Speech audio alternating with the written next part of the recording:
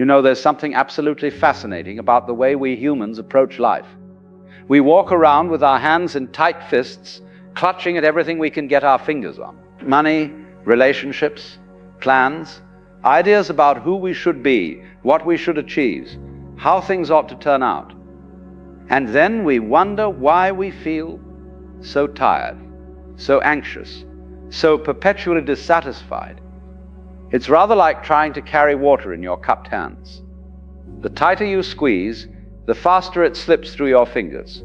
But cup your hands gently, and the water rests there, cool and refreshing. This morning I want to talk to you about one of the most liberating discoveries you can make in this lifetime. That the more you let go, the more life gives you. Not less, more. And I don't mean this as some sort of mystical promise or spiritual bargaining chip. I mean it as a practical, observable fact about how existence actually works. But first, let's be clear about what we mean by letting go, because there's a tremendous misunderstanding about this. People think letting go means becoming passive, indifferent, or irresponsible. That if you let go, you'll lose your ambition, your care for others, your ability to get things done. This is nonsense. Complete nonsense. Letting go is not about dropping out of life, it's about dropping into life. It's the difference between swimming upstream, against the current, exhausting yourself in the struggle, and learning to move with the water, using its power to carry you forward. Think about a master musician.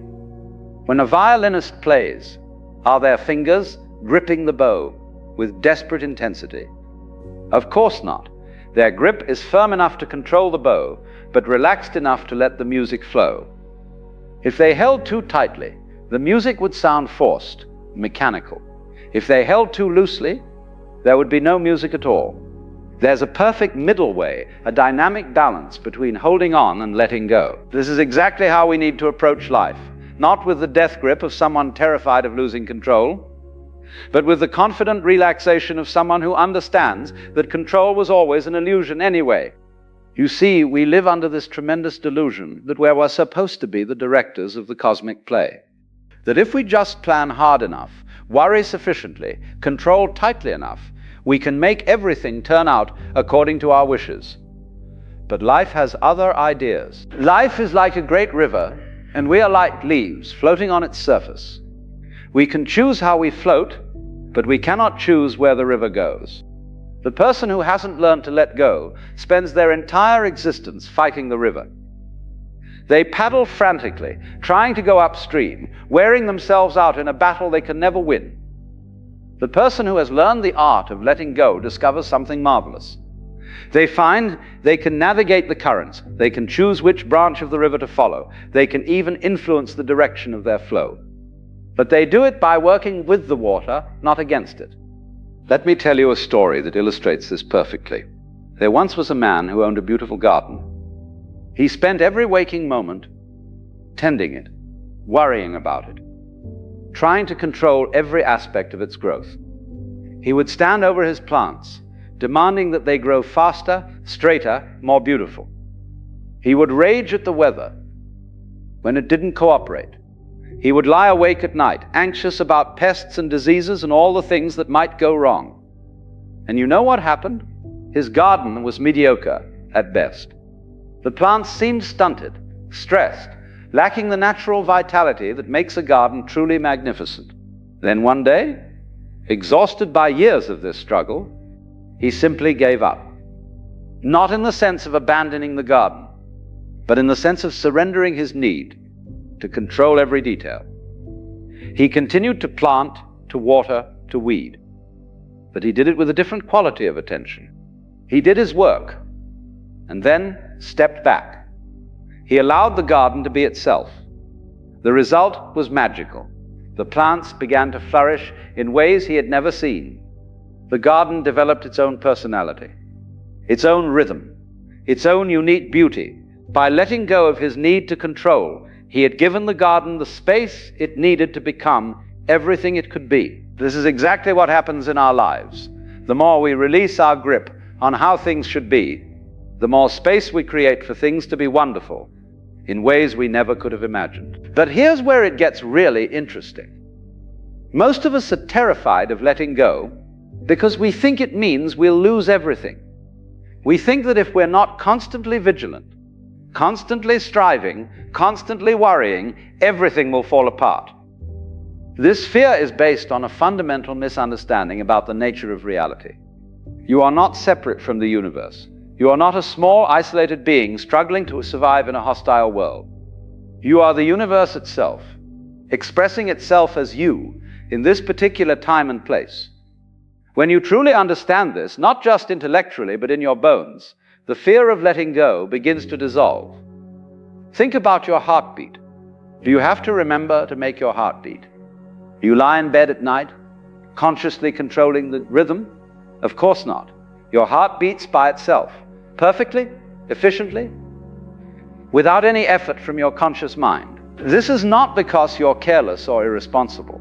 It's because your heart is part of a vast intelligence that knows exactly what it's doing. In the same way, your life is part of this same vast intelligence. When you let go, you're not abandoning control to chaos. You're allowing the deeper wisdom of existence to work through you. Here's something that will amaze you. The things you're most afraid of losing by letting go are often the very things that are holding you back from receiving what life really wants to give you. That job you're hanging on to out of fear, even though it makes you miserable.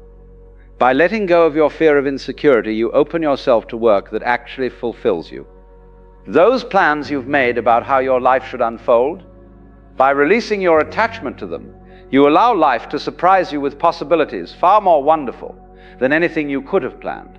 This doesn't mean you stop making plans. It doesn't mean you become passive about your relationships or your work. It means you hold your plans lightly, like a bird resting in your palm, firm enough that it feels secure, gentle enough that it can fly away when it's time. The Chinese have a beautiful concept called Wu Wei, which is often translated as non-action or effortless action. It doesn't mean doing nothing. It means acting in harmony with the natural flow of things. It's the difference between forcing a door that's stuck and finding the right way to open it. The door opens either way. You see opportunities that you missed when you were focused only on your predetermined goals. You attract people and circumstances that align with your true nature, rather than fighting for things that were never right for you anyway. But perhaps most importantly, you discover peace, real peace, not the temporary relief that comes from getting what you want, but the deep, unshakable peace that comes from knowing that you're exactly where you need to be, receiving exactly what you need to receive in every moment. This doesn't mean life becomes easy or that you never face challenges. It means you face challenges from a completely different place. Instead of being the victim of circumstances, you become a curious participant in the great dance of existence. Problems become puzzles to solve rather than disasters to avoid. Difficulties become opportunities for growth rather than evidence that life is against you. Let me share something with you that might sound paradoxical. The more you let go, the more you actually receive.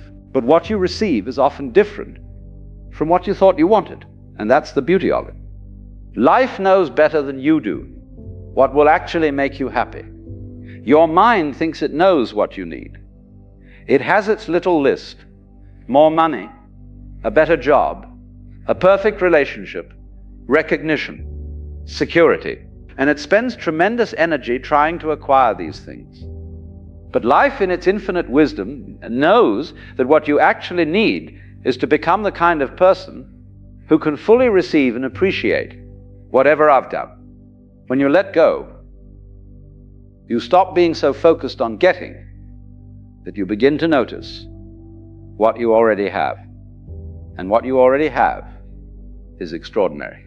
You have consciousness, the ability to experience anything at all. You have this moment with all its unique flavors and possibilities. You have breath moving through your body, keeping you alive without any effort from you. You have senses that can perceive beauty, a mind that can understand and create, a heart that can love.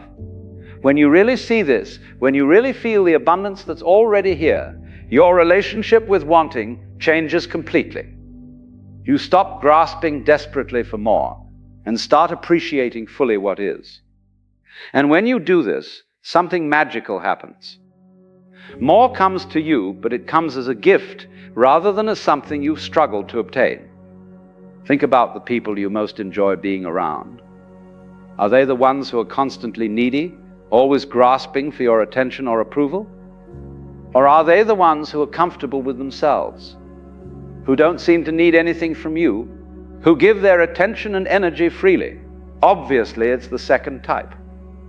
These people are magnetic because they've learned the secret of receiving by giving, of getting by letting go. When you stop needing so desperately, when you let go of your attachment to outcomes, you become like this. You become someone that life enjoys giving to, because you're not coming from a place of scarcity and demand. You're coming from a place of fullness and trust. Here's another way to look at it. Imagine you're at a feast, but you're so focused on hoarding the bread rolls that you don't notice the incredible meal being offered all around you. You leave the feast feeling hungry and dissatisfied, clutching your stale rolls, having missed the real banquet entirely. This is what most of us do with life. We focus so intently on acquiring and protecting the few things we think we need that we miss the incredible abundance that's being offered to us in every moment. The art of letting go is learning to trust that the feast is real, that there's enough for everyone, that you don't need to hoard anything because more is always being offered. But how do you actually practice this? How do you learn to let go when every instinct screams at you to hold on tighter? Start small. The next time you're stuck in traffic, instead of raging against the delay, practice letting go. You can't control the traffic, but you can control your response to it. Breathe. Listen to music. Use the time to rest your mind. Notice how much more pleasant the experience becomes when you stop fighting what is. The next time someone criticizes you, instead of immediately defending yourself, pause. Let the criticism exist without needing to fix it or fight it right away. You might discover there's something useful in it, or you might realize it says more about them than about you. Either way, you don't need to let it disturb your peace. The next time you have a plan that doesn't work out, instead of seeing it as a failure, see it as life offering you a different path. Maybe it's a better path. Maybe it's teaching you something you need to learn. Maybe it's protecting you from something you can't see yet. Practice holding your opinions lightly. You don't have to abandon your beliefs, but you can stop being so attached to being right. When someone disagrees with you, you can be curious rather than defensive. What if they have a piece of truth that you haven't considered? What if there's room for both perspectives? Practice with your emotions. When fear arises, don't automatically try to get rid of it. Let it be there, so feel it completely. Often, when we stop fighting our emotions, they transform on their own. Fear can become excitement. Anger can become clarity. Sadness can become compassion. The more you practice these small acts of letting go, the easier it becomes to release your grip on the bigger things. You begin to develop what I call relaxed confidence. You do your best, you make your plans, you take your actions, and then you release the outcome to the larger wisdom of life. This doesn't make you passive or ineffective. Quite the opposite. When you're not wasting energy on worry and control, you have much more energy available for actual creativity and productivity. When you're not attached to one specific outcome, you can see multiple possibilities and choose the best one. When you're not defending yourself constantly, you can actually hear what life is trying to tell you. Here's something beautiful that happens when you truly learn to let go. You discover that you were never really in control anyway. That sense of control you were fighting so hard to maintain was always an illusion. The universe has been taking care of you all along. Your heart has been beating, your lungs have been breathing, your food has been digesting, your cuts have been healing, all without any conscious effort from you. Once you see this, Once you really understand that you're being supported by an intelligence far greater than your worried mind, letting go stops feeling like falling and starts feeling like flying. The ultimate letting go is the realization that there is no separate you to let go in the first place. You are not a drop of water trying to survive in the ocean. You are the ocean, temporarily expressing itself as a drop. When you truly understand this, the fear of loss dissolves completely, because what can the ocean lose? But even if this ultimate understanding seems too abstract, you can still practice the art of letting go in very practical ways. And as you do, you'll discover something wonderful. Life becomes more fun. When you're not taking everything so seriously, when you're not desperately trying to control outcomes, you can enjoy the process. You can appreciate the surprise plot twists. You can laugh at the cosmic jokes. You become like a child playing in a garden, delighted by whatever flowers bloom, curious about what will happen next, not worried about whether the garden is growing according to some predetermined plan. And here's the final, beautiful irony. The more you let go, the more you discover that you already have everything you were looking for. Not because you've acquired more things, but because you've remembered how to see the abundance that was always here. The love you were seeking was already in your capacity to love. The security you were chasing was already in your ability to meet whatever comes with presence and grace. The happiness you were pursuing was already available in your willingness to appreciate this moment, exactly as it is. So I invite you to begin today. Pick one small thing that you've been gripping too tightly. A worry, a plan, an expectation, a need to be right. And gently, like opening your hand to release a bird, let it go. Don't do it with drama or effort.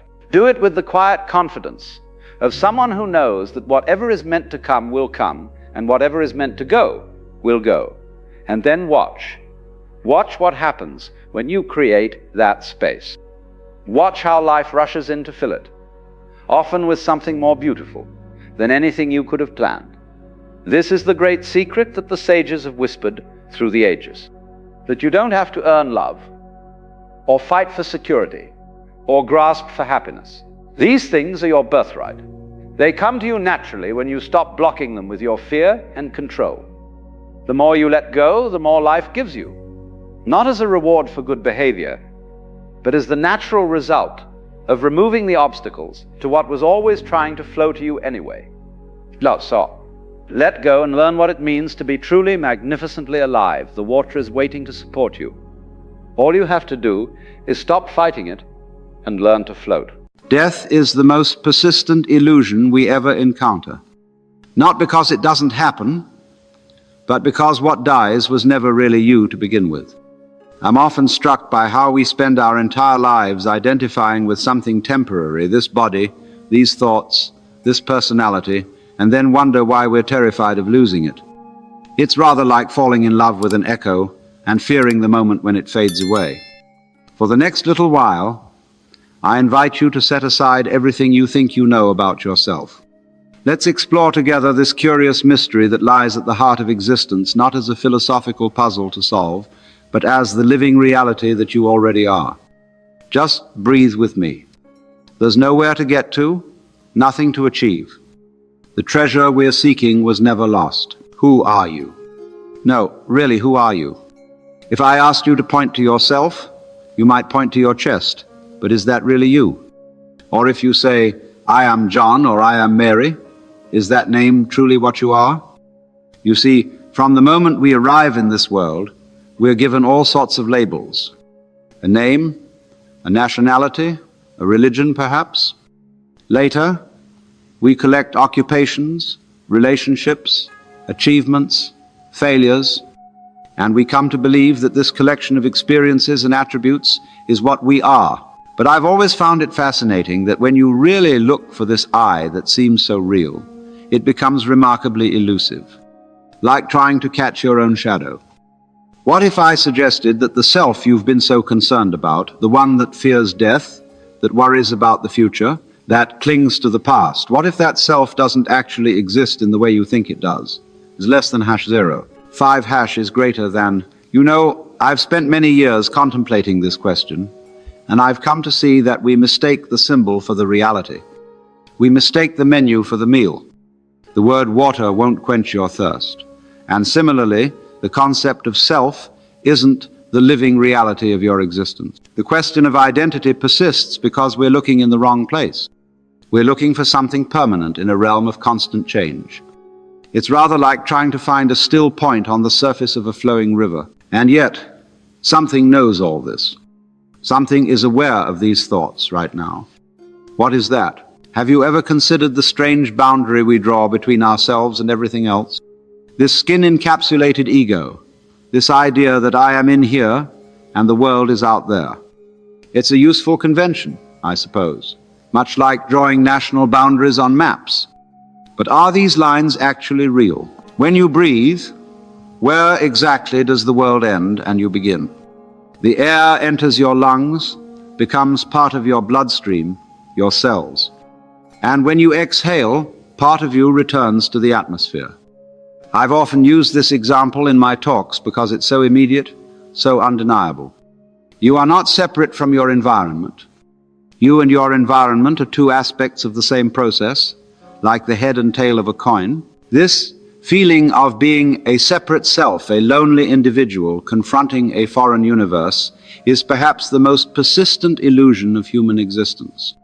And it's from this initial division that all our fears arise, especially the fear of death. You see, once you create this artificial boundary and say, this is me and that is not, you've invented something that can be lost. You've created the very possibility of your own extinction. But what if separateness itself is the illusion? What if, as the Eastern philosophers have suggested for centuries, you are not in the universe, but rather an expression of the universe? The universe isn't something that happened long ago. It's happening now, and you are how it's happening in this particular time and place.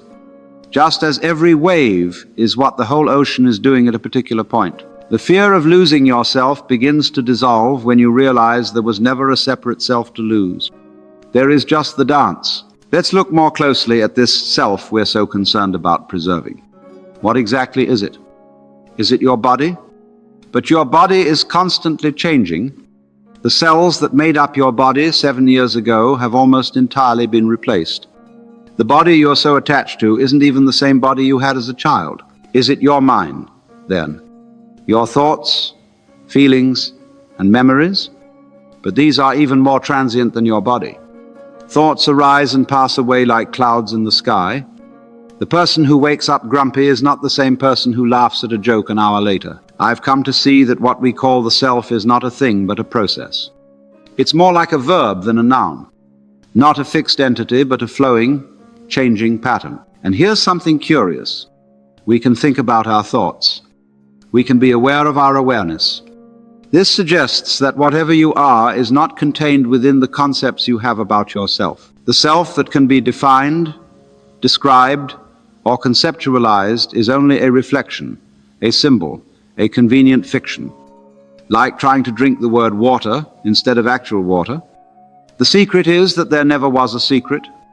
The self you've been seeking was never something to be found, because it's not a thing at all. It's more like the space in which all things happen, the awareness in which all experiences arise. And this awareness, this knowing presence, cannot be contained, threatened, or destroyed, because it's not a thing separate from everything else.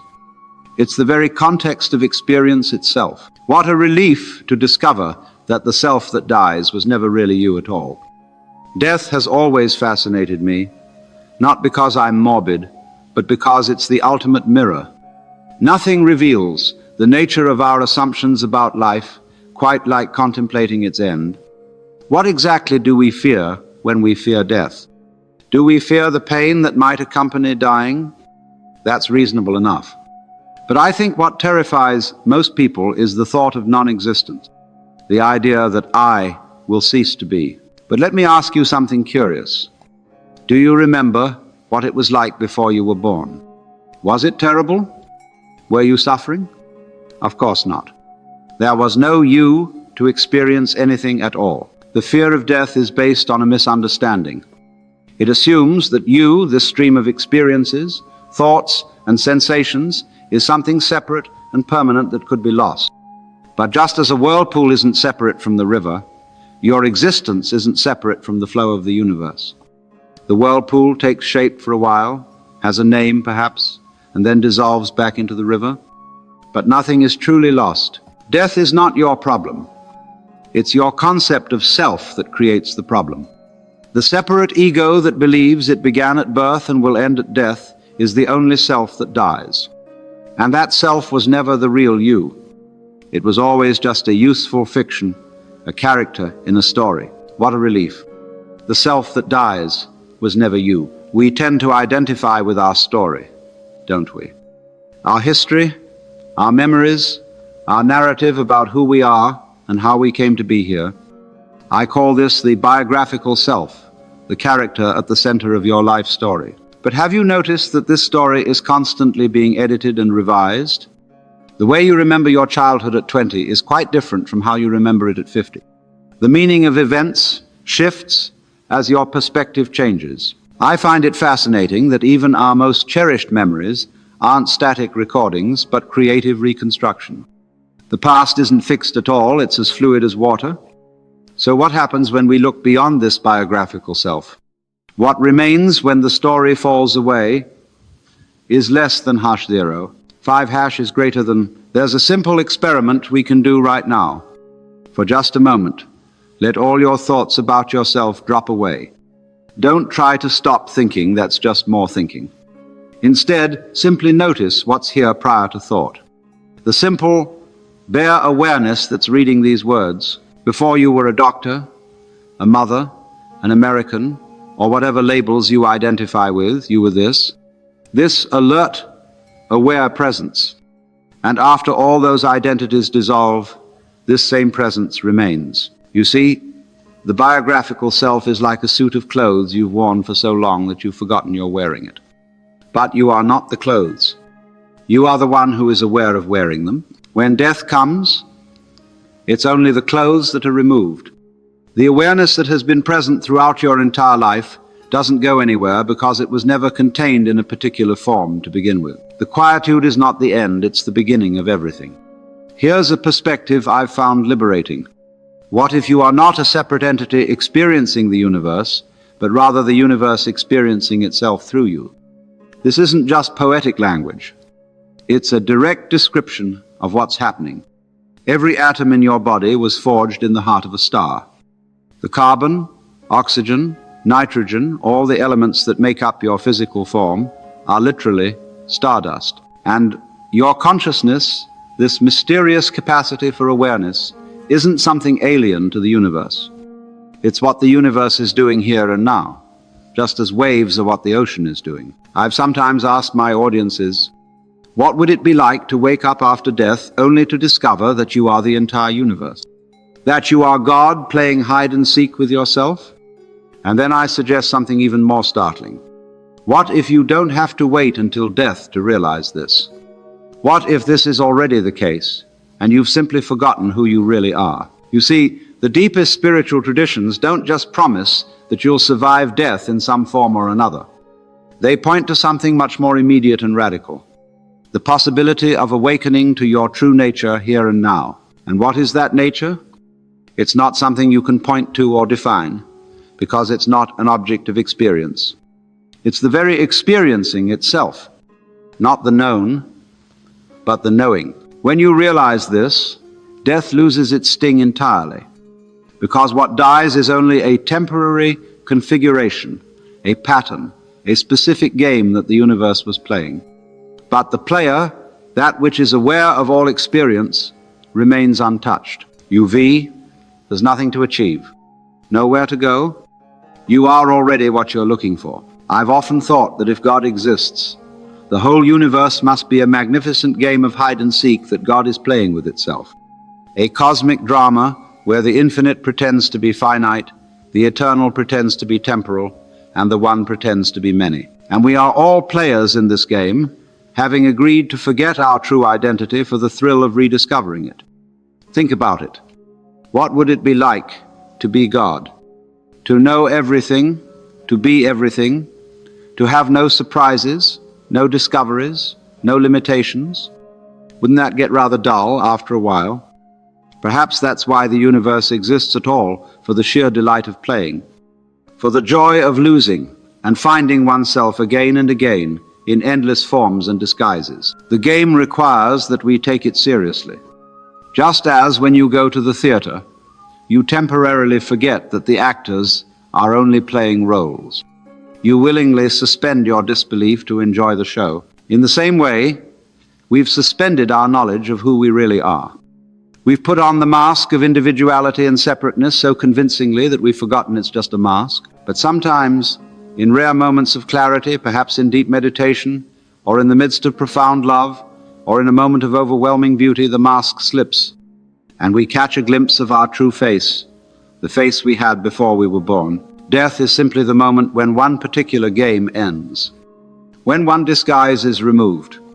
But the player remains ready for a new game, a new form, a new adventure. So, you see, the self that dies was never really you. It was just a brilliant disguise you were wearing for a while. The real you is the one who is aware of wearing the disguise. I've always been drawn to the ocean. There's something about standing at the shore, watching the waves rise and fall, that puts everything into perspective. Consider a wave on the ocean. It has a distinct form, a beginning, and an end. It appears to be a separate entity, moving across the surface of the sea. We might even give it a name, track its progress, measure its height and speed. But what is a wave, really?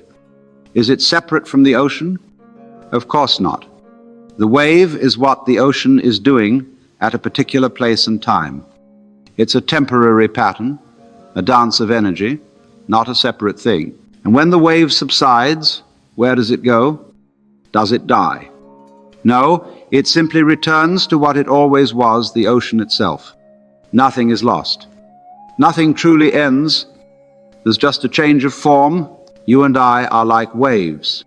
We appear to be separate entities, with distinct boundaries and individual lives. But this apparent separateness is as illusory as the separateness of a wave from the ocean. What we truly are is not the temporary pattern, but the ocean itself. Not the form, but the formless awareness that takes on countless forms. When a wave subsides back into the ocean, does the ocean mourn its passing? Does the ocean fear the death of waves? Of course not, because the ocean knows that no wave ever truly dies. They are all expressions of itself, neither created nor destroyed, but simply transforming. In those traditions where they speak of reincarnation, this is what they're really pointing to.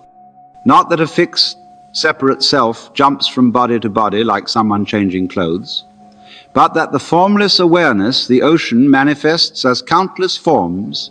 Again and again, you don't have a consciousness. You are consciousness, and that consciousness doesn't belong to you any more than the ocean belongs to a single wave. The self that dies was never really you. It was just a beautiful, temporary pattern in the eternal ocean of being. Most of us live as if in a dream, sleepwalking through our lives. We're so identified with our thoughts, feelings, and perceptions that we never question the nature of the one who is having these experiences. It's rather like being absorbed in a movie, completely forgetting that you're sitting in a theater watching light projected onto a screen. The drama seems completely real while you're caught up in it, but occasionally something jars us awake, if only for a moment. Perhaps a brush with death, or falling in love, or witnessing something of breathtaking beauty. And in that moment of awakening, we realize that we are not merely the character in the story, but the awareness in which the entire story unfolds. This awakening is not something you can achieve through effort. In fact, effort tends to reinforce the very illusion of a separate self who needs to achieve something. It's more like a recognition of what was always already the case. As I sometimes put it, you can't get wet by diving into the word water. You can't satisfy your hunger by eating a menu. And you can't awaken by trying to grasp enlightenment as a concept or an experience. The true awakening is the recognition that there is no separate self to awaken. There is only awareness taking the shape of all these experiences, thoughts, and sensation. And this awareness, your true nature, was never born and will never die. It's the open, empty space in which the entire cosmos appears and disappears moment by moment. The fear of death dissolves when you realize that what you truly are was never threatened to begin with. The self that dies was never you, it was just a character in a dream. And when you awaken from the dream, you find that you are the dreamer, not the dreamed. As the ancient Eastern sages put it, that which is born will die, but that which is never born can never die. Let me ask you a simple question. When are you? Not where, but when. The only honest answer is now. Always now. Have you ever experienced anything outside of the present moment? The past exists only as memory, arising now. The future exists only as anticipation, arising now. All experience, without exception, happens in this timeless now. And yet we spend our lives running from the now, seeking fulfillment in some imagined future, or dwelling on some remembered past, always somewhere else, never here. What if this eternal now is all there ever is? What if, as some mystics have suggested, time itself is just another concept, another useful fiction? Death seems frightening because we imagine it as a future event that will happen to us. But the future never arrives. There is only ever this moment, fresh and new, always now. What dies is not you, but a concept of you, the psychological entity that seems to exist in time, with a past and a future. But the real you, the awareness in which all experiences arise, has no beginning or end. It is timeless, placeless, formless. I sometimes wonder if death might be the ultimate awakening, the final shedding of the illusion of separateness, the complete recognition of what we've always been. But why wait for death? The eternal now is already here. Your true nature is already present. The self that dies was never really you. In the Eastern traditions, they don't speak of achieving enlightenment, but of recognizing it. Because what you're looking for is what's looking. The universe is not elsewhere. You are not elsewhere. You are this moment, complete and perfect, just as it is. And in this recognition, there is a peace that passes understanding, a joy that doesn't depend on circumstances, a freedom that no one can give you because it was never taken away. This is our true home. This is where we've always been. As we come to the close of our time together, I want you to simply rest for a moment, not reaching for understanding, not trying to grasp anything with the mind, just being here now in this aware presence that you are. You know, throughout human history, we've created elaborate systems to try to escape death religions, philosophies, monuments, legacies, all arising from this deep intuition that something about us is indeed deathless. And while our approaches may differ, they all point to this same recognition. The self that dies was never you. What you are is not a thing among things, not an object that can be lost, not a story with a beginning and an end. You are the knowing space in which all stories unfold. The silent witness that has been present from your first breath and will remain when the last breath leaves this body. I've found that when this recognition dawns, even if only for a moment, there's a profound relaxation. The burden of maintaining a separate self falls away. The anxiety about past and future dissolves, and what remains is an indescribable peace, a quiet joy in simply being. This is not something you need to achieve or become. It's what you already are, beneath all the layers of identification and conditioning. Like the sun that's always shining above the clouds, your true nature is always present, always available. The great cosmic joke is that what we've been seeking so desperately has been here all along. The treasure was buried not in some distant land, but under our own feet. The beloved wasn't someone else, but our own deepest self. So as you move through your days, perhaps carrying a little less fear, a little more wonder, remember that the self that dies was never you. And that recognition doesn't separate you from life, but plunges you more deeply into it, into the poignant, beautiful, fleeting dance of existence. For when you know that nothing real can be lost, you're free to love without holding back, to give without expectation, to live without fear. After all, what is there to fear when you are the ocean, not just the wave? When you are the knowing, not just the known, when you are life itself, taking temporary form as this unique, precious human being. So I leave you with this invitation. Don't take my word for any of this. Look for yourself. Inquire deeply into your own nature. Ask not what you know, but what you are. And in that silent looking, that wordless recognition, you may discover the greatest gift of all, that you are already home, that you are already free, that you are already what you seek. The self that dies was never you. And realizing this isn't the end of the journey, it's the beginning of a life lived in wonder.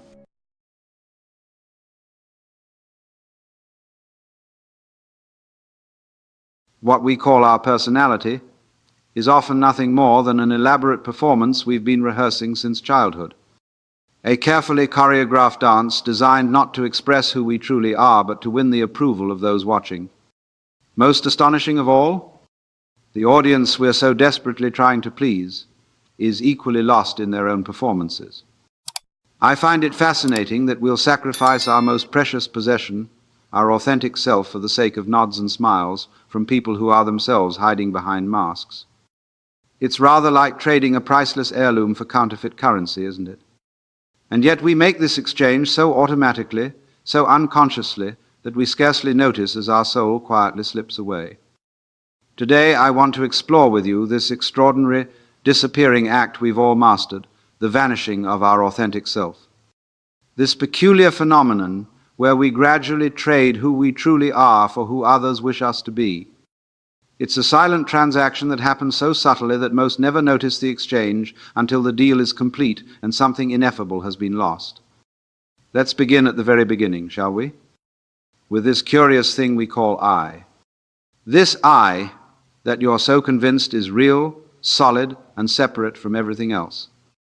You see, the Western mind has been raised on a most peculiar diet, the notion that you are a separate ego enclosed in a bag of skin confronting a foreign external world. A little monarch inside your skull, gazing out through the windows of your eyes at a universe that is not you. How fascinating! But if I may suggest, this sensation of being a lonely island of consciousness is the grandest illusion of all. For when you truly look for this I, this separate self that you defend so fiercely, it becomes remarkably elusive. Like trying to bite your own teeth or touch the tip of this finger with the tip of the same finger. Now consider this. What do you mean when you say I? Is it your body? But your body is constantly changing, isn't it? The physical form you inhabit today shares virtually no cells with the body you had 7 years ago. Is it your name? Your memories? Your desires? Your occupation? The truth is, all of these are simply labels, descriptions, convenient fictions. They're about as substantial as trying to wrap a package with shadows. And here lies our first dilemma. We cannot please others without first having a separate self to do the pleasing. And yet, this self we are so desperate to make acceptable is, upon closer examination, nowhere to be found. Isn't that rather funny? We're exhausting ourselves trying to improve a phantom. You see, what we call I is not a persistent entity, but a process. Not a noun, but a verb. Not something that exists separately from the universe, but something the universe is doing, in much the same way that a wave is something the ocean is doing. And when you begin to sense this, really sense it, not just intellectually understand it, the whole game of pleasing others takes on an entirely new dimension. For if there is no separate you to begin with, who exactly is doing all this desperate pleasing? And who precisely are these others that seem so different, so separate from you? Now, let's turn our attention to this marvelous game this elaborate dance that we call society? Have you ever stopped to really look at it? Not just participate in it, but truly observe it, as if you were watching a magnificent theatrical performance. You see, we're all born into a world already in progress, with rules established long before we arrived. And these aren't the explicit rules that someone sits you down and explains. Oh no. The most powerful rules are the unspoken ones, the tacit agreements about what constitutes a good person, a successful life, or a worthwhile contribution. From the moment you take your first breath, this grand conspiracy begins. Your parents, with nothing but love in their hearts, begin shaping you to fit the mold that society has convinced them is proper. Don't do that. Behave yourself. What will the neighbors think? Ah, that magical phrase, what will others think? As if the thoughts in someone else's head should dictate the expression of your soul. The game continues in school, where you're no longer merely taught information but trained in the fine art of conformity. You learn to raise your hand before speaking, to walk in straight lines, to value certain types of intelligence while dismissing others is less than #0. 5# is greater than, and the reward for this performance? Gold stars, good grades, and the approving nods of authority figures. And isn't it interesting how easily we accept these standards? How readily we internalize the idea that our worth is determined by how well we fit into spaces created by others. But the most fascinating part of this game is that no one, absolutely no one, sat down and consciously designed it this way. It's a system that emerged from our collective confusion, our shared misunderstanding about the nature of self. We're like a school of fish, changing direction together, with no single fish deciding the course. And yet, despite never agreeing to these rules, we enforce them with remarkable vigor. We become the most dutiful gatekeepers of our own imprisonment. We police ourselves and others with a dedication that would be admirable if it weren't so tragic. What we fail to see is that this approval we so desperately seek is, by its very nature, conditional. And anything conditional is necessarily impermanent. It must be continuously re-earned, re-established, reconfirmed. What an exhausting way to live. Always auditioning for your right to exist. Now we come to one of life's most fascinating paradoxes. In our quest for acceptance, for the warm embrace of social approval, we unwittingly construct the most elegant of prisons. And the most remarkable thing about this prison, we are simultaneously the prisoner, the guard, and the architect. Consider what happens when you begin to live according to others' expectations. At first it seems so innocent, doesn't it? A small compromise here, a little adjustment there.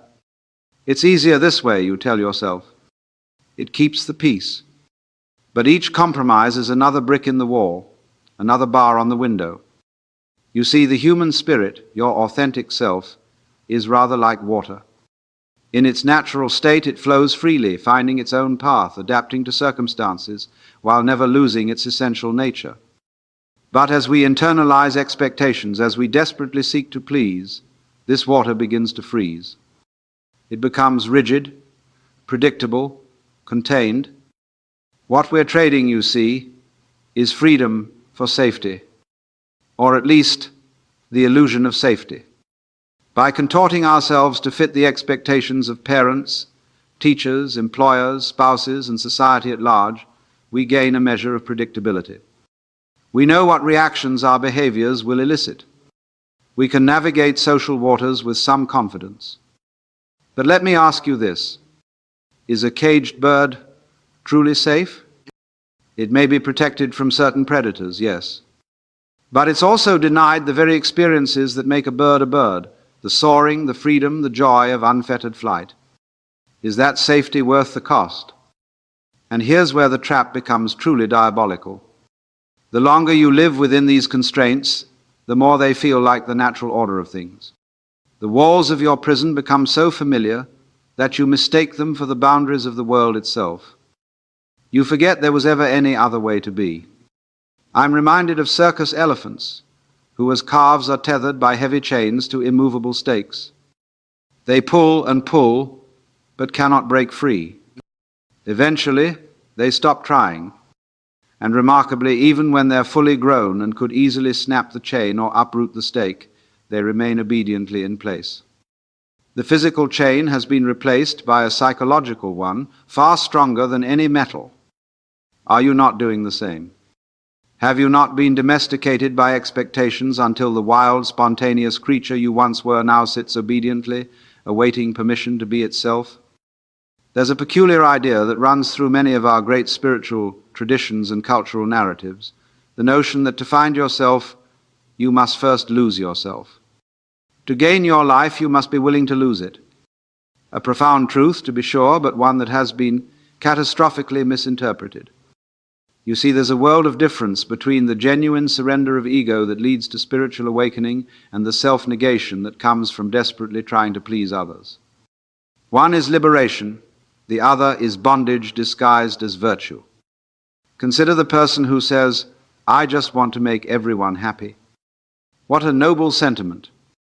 But is it really? Look closer, and you'll often find not selflessness, but fear. Fear of rejection, fear of conflict, fear of standing alone. And anything motivated primarily by fear will inevitably lead you further from your authentic center, not closer to it. The most fascinating thing about this pattern is that it doesn't even work on its own terms.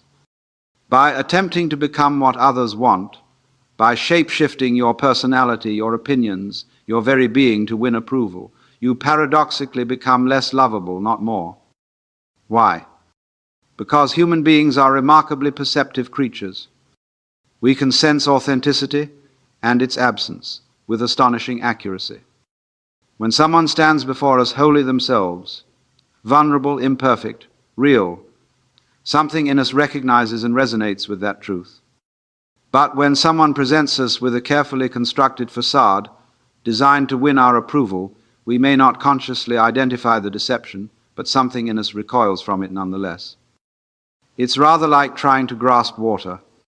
The tighter you squeeze, the less you hold. The more desperately you pursue love through pleasing others, the more it eludes you. And here's another layer to this fascinating paradox. Those who sacrifice their authenticity to please others often develop a subtle but powerful resentment toward the very people they're trying to please. After all, these others have become the unwitting jailers in your self-constructed prison. How could you not resent them, even if only unconsciously? So the relationship becomes poisoned from both sides. The pleaser resents having to contort themselves. The pleased senses something inauthentic in the exchange. Both are left unsatisfied, and neither may understand exactly why. What's the alternative?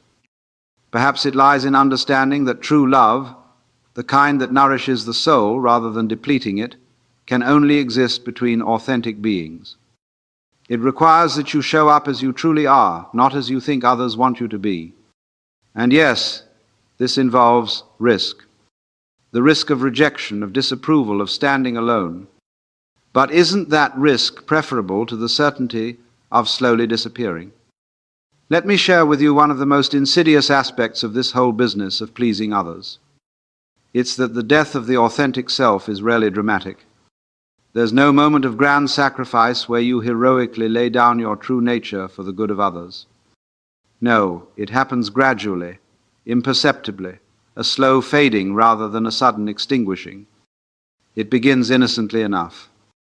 Perhaps as a child you notice that when you act a certain way, mother smiles. When you express certain thoughts, father approves. When you suppress certain emotions, teachers reward you. Each instance seems insignificant, harmless. But they accumulate, you see. They sediment in your being like silt in a riverbed, gradually altering the flow of your life's current. And here's the truly fascinating part. This process happens largely beyond your conscious awareness. You don't wake up one morning and decide, "Today I shall abandon my authentic self and live solely to please others." That would be far too obvious, wouldn't it? Is less than #0. 5# is greater than. Instead, the decision is made in thousands of tiny moments, each one seemingly inconsequential. A spontaneous impulse arises to dance, to sing, to speak a truth, to pursue an unconventional path, and just as quickly you suppress it. What would they think? This question becomes the gatekeeper of your expression, the filter through which your authentic impulses must pass. And gradually fewer and fewer make it through. The symptoms of this quiet death are subtle but unmistakable once you learn to recognize them. A vague sense of emptiness, a feeling of going through the motions, the unsettling sensation that your life is happening to someone else, that you're watching it unfold from a distance. You may find yourself increasingly drawn to numbing behaviors, excessive consumption of food, alcohol, entertainment, social media, anything to fill the void where your vitality once resided. You may become irritable, resentful, without knowing exactly why or at whom. You may excel at meeting external metrics of success while feeling strangely unmoved by your achievements. What's happening, you see, is that the soul, by which I mean your essential, vital, authentic being, cannot be indefinitely denied without consequences. It may go quiet for a time, may seem to acquiesce to your bargains and compromises, but it will not be silenced forever. Its protest will be heard, one way or another. The great tragedy is that many people reach the end of their lives before recognizing what has happened. On their deathbeds, they look back and wonder, whose life have I been living? Where did I go? When did I disappear? These are not questions one should have to face at the closing of life's curtain. But here's the marvelous thing. This process can be reversed. The authentic self doesn't die. It goes into hiding. And with patience, with courage, with a willingness to face the discomfort of reclaiming your sovereignty, it can be coaxed back into the light. That's what we'll explore next. Now, let's consider something truly revolutionary. What happens when you simply stop? When you cease the exhausting effort of contorting yourself to fit others' expectations? When you lay down the heavy burden of being whoever you think you should be and allow yourself to be whoever you actually are? I'll tell you what happens, and it's rather extraordinary.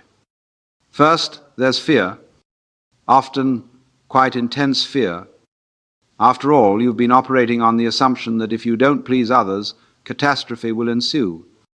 You will be rejected, abandoned, left alone in the cold wilderness of social disapproval. This fear is entirely understandable. We are, by nature, social creatures. The prospect of being cast out from the tribe activates ancient survival anxieties. But if you can breathe through this initial fear, if you can observe it without being consumed by it, something remarkable begins to happen. You discover that the catastrophes you imagined rarely materialize. Yes, some people may indeed be displeased. Some may drift away. But what you gain in return is something infinitely precious: space. Space to breathe, to move, to explore the vast territory of your own being without constantly checking for approval. It's rather like removing a too tight garment you've worn for so long that you'd forgotten it wasn't part of your body. Suddenly there's room to expand, to stretch, to feel the air on your skin. And here's the truly fascinating part. When you stop trying to please everyone, you often discover that the quality of your relationships actually improves. Not all of them, certainly. Some connections were perhaps sustained only by your willingness to contort yourself, and these may indeed fall away. But the relationships that remain, or the new ones that form, have a depth, an authenticity, a resilience that was impossible before. Why is this? Because true connection can only occur between authentic beings. As long as you're wearing a mask, the best you can hope for is that others will love the mask. And what satisfaction is there in that? It's rather like receiving compliments for a painting you didn't create. The praise, however lavish, rings hollow. There's something else that happens when you stop pleasing, something quite unexpected. You discover resources within yourself that you never knew existed.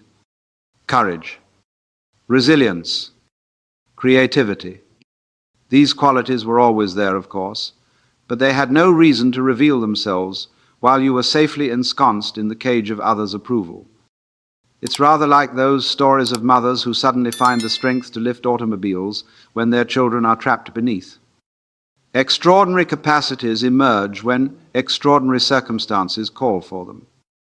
And make no mistake, reclaiming your authentic self after years of people-pleasing is an extraordinary circumstance indeed. But perhaps the greatest gift of letting go is the discovery that the ground of your being doesn't disappear when others' approval is withdrawn. The you that exists beneath all the social conditioning, beneath all the accumulated personas, that essential you is far more stable, far more enduring than any identity constructed to please others. It's the difference between a house built on sand and one built on bedrock. When the inevitable storms of life come, and they will come, which would you rather inhabit? When you begin to reclaim your authentic self, life takes on a remarkably different quality. It becomes less of a performance and more of a dance. And not just any dance, mind you, but an improvised one, responsive, spontaneous, alive with the thrill of not knowing what comes next. You see, the universe itself is a dance. From the spiraling of galaxies to the pulsation of atoms, everything that exists is in perpetual rhythmic motion. And you are not separate from this dance.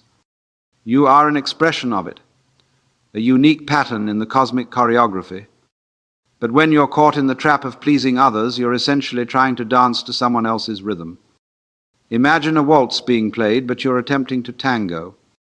Or worse, you're trying to dance to multiple rhythms simultaneously. Your parents' expectations playing a foxtrot, your partner's desires a rumba, society's demands a march. No wonder you feel disjointed, exhausted, out of step. Finding your authentic rhythm means tuning in to the music that's playing in your own being. It's already there, you know. It's always been there. But its subtle melodies have been drowned out by the cacophony of external demands. How do you hear it again? By creating silence. By stepping away from the noise of shoulds and musts and ought-tos. By giving yourself permission to pause, to listen deeply, to feel the stirrings of your own true nature. This might take the form of meditation, of walks in nature, of creative expression without concern for outcome. Or it might be as simple as asking yourself regularly and with genuine curiosity, what do I really want in this moment? Not what should I want, not what would impress others, but what does my being long for right now? As you begin to hear your own rhythm, as you allow yourself to move in harmony with it, something remarkable happens. Life begins to flow, not without challenges, certainly, but with a kind of elegant coherence that was impossible before. Decisions become clearer because they're aligned with your inner truth rather than external validation. Actions carry more power because they're backed by the full force of your authentic being rather than the diluted energy of a fragmented self. And most fascinating of all, you begin to recognize others who are dancing to their own authentic rhythms. There's a kind of silent recognition that passes between such people, a knowing nod that says, "Ah, there you are. I see the real you, and I honor it." These connections, though they may be fewer than the superficial associations of your people-pleasing days, are infinitely more nourishing. Now, I'm not suggesting this transition happens overnight or without difficulty. The pull of old patterns is strong. The temptation to slip back into pleasing behaviors, especially in moments of stress or insecurity, can be overwhelming. But each time you choose authenticity over approval, you strengthen the muscle of self-trust. Each time you honor your own rhythm over external demands, you become more fluent in the language of your soul. And gradually, what once required conscious effort becomes second nature. You no longer have to remind yourself to check in with your authentic desires, you're living from them. You no longer have to steel yourself against disapproval. You've discovered that your worth is inherent, not earned. And in this discovery lies true freedom. Have you ever caught sight of yourself in a mirror when you weren't expecting to? Perhaps in a shop window or the polished surface of an elevator door. There's often a moment, just a flash really, before recognition sets in, when you see yourself as a stranger might. And in that curious instant, something profound happens. You glimpse yourself without the filter of self-consciousness, without the habitual narrative of who you think you are. This fleeting moment of unfiltered self-perception offers a tiny window into a much larger question. Who are you when no one is looking? When there's no audience to perform for, no feedback to adjust to, no approval to seek, who remains? For many people, this question is quietly terrifying. They've spent so many years constructing a self designed for external consumption that the prospect of being alone with whatever lies beneath is deeply unsettling. It's rather like an actor who's played the same role for so long that they no longer remember their lines when the script is taken away. But I want to suggest something rather revolutionary. The you that exists when no one is watching, that unguarded, unperformed self, is not something to fear. It's something to cherish. For this is your original face, as the Zen Buddhists might say. The face you had before your parents were born, before society began its relentless sculpting, before you learned to smile when you felt like crying or to nod when you wanted to shake your head. One way to become reacquainted with this original self is to notice what captivates you when there's no social reward attached. What books do you read when no one will know what you've read? What music moves you when no one can see you dance? What thoughts occupy your mind in those rare moments of genuine solitude? These private fascinations are breadcrumbs leading back to your authentic being.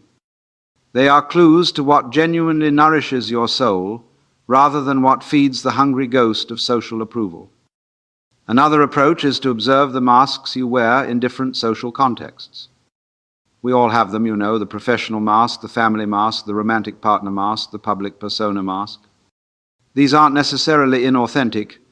They're more like different facets of a diamond catching light at various angles. But there's a crucial difference between a facet and a facade. A facet is a genuine aspect of a unified whole, highlighted in a particular context. A facade is a false front, a pretense constructed to hide what lies behind it.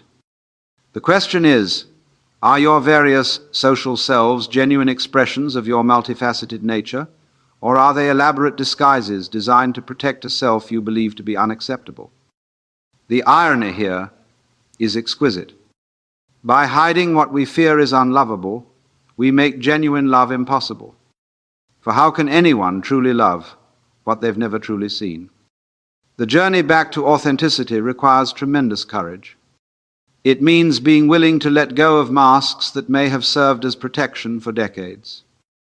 It means risking vulnerability, that state of being seen, truly seen, without the armor of people, pleasing or performative identity. But what awaits on the other side of this vulnerability is nothing short of transformative. When you allow yourself to be seen as you truly are, with all your glorious contradictions, your quirks, your unique perspective, something remarkable happens. You create space for others to do the same. Your authenticity becomes permission for those around you to shed their own masks. And suddenly real connection becomes possible. This, I believe, is the great work of our lives, not the accumulation of achievements or possessions, not the perfect performance of social roles, but the courageous act of becoming who we already are, beneath the layers of conditioning.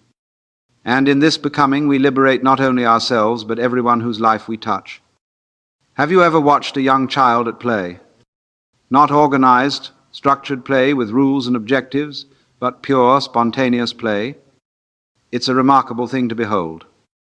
There's a total absorption, an absence of self-consciousness, a flow that adults rarely experience except in our most transcendent moments.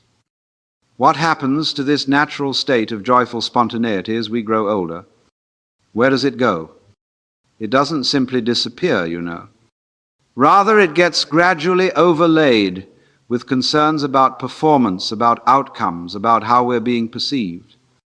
In short, it gets suffocated by the very same impulse we've been exploring, the desperate need to please others. The Hindu tradition speaks of the concept of Leela, the divine play of the universe. According to this view, the entire cosmos is God at play, God delighting in the infinite forms and experiences of existence.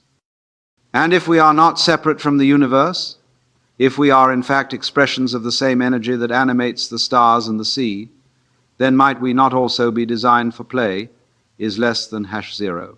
5# is greater than for joy, for the spontaneous expression of our unique nature? I believe we are. And I believe that reclaiming this capacity for divine play is essential to reclaiming our souls from the clutches of people-pleasing. But how does one relearn spontaneity after years, perhaps decades, of carefully monitoring and modulating one's behavior to win approval? It's rather like asking a tightly wound watch spring to suddenly uncoil in a graceful, flowing manner. The tendency is to either remain rigid or to snap chaotically. The key, I think, lies in creating safe spaces for experimentation, environments where the stakes are low, where judgment is suspended, where the outcome doesn't matter nearly as much as the process. This might be through creative expression, painting, music, dance, writing, approached not as a skill to be mastered, but as an exploration to be enjoyed. Or it might be through play itself, games where winning is irrelevant, activities that engage the body and quiet the analytical mind. Whatever form it takes, the essential quality is a willingness to be a beginner again, to embrace awkwardness and imperfection, to value authentic expression over polished performance. There's a Zen concept that I find particularly illuminating here, Shoshin, or beginner's mind. It refers to an attitude of openness, eagerness, and lack of preconceptions, even when studying at an advanced level. The beginner's mind is free from the burden of expertise, from the need to appear knowledgeable or competent. It's a mind that says, I don't know, let's find out, rather than, I must already know this. Cultivating this beginner's mind in areas of life where you've been rigidly performing, whether in work, relationships, or personal development, can be profoundly liberating. It creates space for genuine curiosity, for surprise, for the delight of discovery that is so often sacrificed on the altar of appearing competent. And as spontaneity returns, as moments of unself-conscious joy become more frequent, something remarkable happens. You begin to attract into your life others who value authenticity over performance, substance over appearance. Your relationships shift from transactional exchanges of approval to genuine sharing of experience. The quality of your connections deepens immeasurably. Perhaps most significantly, you rediscover a sense of aliveness that no amount of external validation could ever provide. For life fully lived is not a problem to be solved or a performance to be critiqued. It's a mystery to be experienced, a dance to be danced, a grand play in which we are simultaneously the actors, the audience, and the playwright. And in this recognition lies a joy that is entirely different from the fleeting pleasure of winning others' approval, a joy that wells up from within, that cannot be given or taken away by anyone else. That is your birthright as a conscious expression of this magnificent universe. We've come full circle now, haven't we? We began by exploring the illusion of the separate self, that persistent fiction, that you are an isolated entity, adrift in a world of other isolated entities whose approval you must constantly seek. And now we arrive at what may be the most liberating truth of all. You don't need to become your authentic self because you already are your authentic self. You always have been. The journey we've been describing isn't one of becoming something new, but of returning to something ancient. It's not about constructing a better self. Heaven knows you've done enough constructing already. But about allowing the dissolution of everything that isn't genuinely you. This is the paradox at the heart of all spiritual traditions worth their salt. The way forward is the way back. The great achievement is the recognition that there was never anything to achieve. The profound attainment is the realization that what you were seeking was what was seeking. In Zen, they speak of the ox herding pictures, a series of images depicting the journey of enlightenment. The seeker first searches for the ox, then sees its tracks, then glimpses the ox itself, then captures it, tames it, rides it home, and finally, in the culminating image, the ox is forgotten, and the seeker rests in untroubled solitude. But the most profound insight comes in the final images.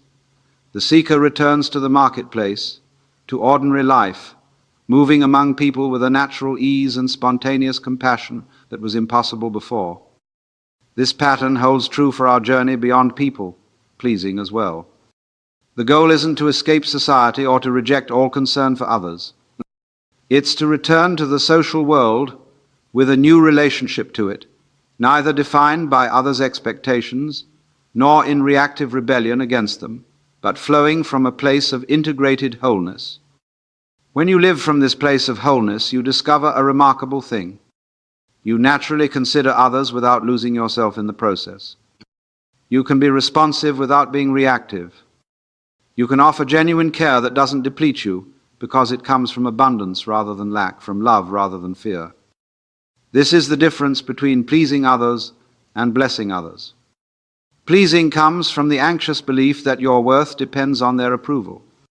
Blessing comes from the secure knowledge that both you and they are expressions of the same magnificent universe, each with your own unique part to play in its unfolding. In this state of integrated wholeness, you find that you can hold paradoxes that once seemed impossible. You can care deeply about others' well-being without being controlled by their opinions. You can maintain healthy boundaries without building walls. You can be both committed to growth and at peace with who you are in this moment. And perhaps most importantly, you recognize that authenticity isn't a fixed state to be achieved once and for all, but a moment-by-moment choice to align with your deepest truth, whatever that happens to be in the present circumstance. Sometimes that truth will be joyful, sometimes sorrowful. Sometimes it will be clear, sometimes confused. The authentic life isn't one free from contradiction or complexity. It's one where these inevitable aspects of human existence are embraced rather than denied, integrated rather than compartmentalized. As this understanding takes root, you may find that the very idea of finding yourself begins to dissolve. For there is no static self to find, only this ever-changing, ever-flowing process of life expressing itself through the unique configuration of energy that you call me. And in that dissolution, paradoxically, you become more fully yourself than ever before. This is the return to wholeness, not a destination you reach, but a reality you remember. Not something you achieve, but something you allow. Not who you might become someday, but who you have been all along beneath the masks and the striving and the endless quest for validation. And in this remembering, this allowing, this recognition, the soul that seemed to have disappeared finds its voice again. Not as something separate from the universe, but as the universe itself, singing its unique and necessary song through the instrument of your life. As our time together draws to a close, I invite you to consider a simple but profound truth. This moment, right now, is the only moment in which you can be authentic. Not tomorrow, when circumstances are more favorable. Not after you've figured everything out. Now, the journey we've explored from the illusion of separateness through the prison of others' expectations to the liberation of authenticity isn't a linear path with a clear endpoint. It's more like a spiral, returning again and again to the same essential truths, but with deepening understanding each time. There will be days when you find yourself slipping back into old patterns of people-pleasing. Days when the fear of disapproval feels overwhelming. Days when it seems easier to don the familiar masks than to risk being seen as you truly are. This is not failure. It's simply part of being human. The invitation is not to achieve perfect authenticity, what a terrible burden that would be, but to bring gentle awareness to the moments when you abandon yourself. To notice with compassion rather than judgment. To ask with genuine curiosity, what am I afraid might happen if I were truly myself in this moment? And then perhaps to experiment with being authentic anyway, and discovering that the sky doesn't fall after all. Remember that the disappearance of the I we've been discussing isn't the erasure of your unique perspective or the denial of your individual experience. It's the recognition that this I is not a separate entity, but a singular expression of the vast intelligence that permeates all of existence. Like a wave that realizes it is the ocean, you don't lose yourself. You find yourself to be far more vast and connected than you ever imagined. And from this recognition comes a profound ease, a natural compassion, an unshakable sense of belonging that no amount of external approval could ever provide. This is your birthright. This is your true nature. This is who you have always been beneath the desperate striving to please others. The journey home to yourself may not be easy, but it is infinitely worthwhile. For what could be more valuable than reclaiming the unique gift that only you can offer to the world? What could be more precious than the freedom to be exactly who you are, without apology or explanation? In the words of the ancient Chinese sage Lao Tzu, at the center of your being you have the answer. You know who you are, and you know what you want. Perhaps it's time to trust that knowing, to follow its gentle guidance, to allow it to lead you back to the wholeness that has been waiting patiently for your return. The soul that seemed to have disappeared has never truly gone anywhere. It has simply been waiting, quietly, persistently, for you to remember that pleasing others was only ever a strategy for survival, not a recipe for thriving. And now that you know the difference, a new possibility opens before you, the possibility of being fully, unapologetically, magnificently alive. The choice, as always, is yours.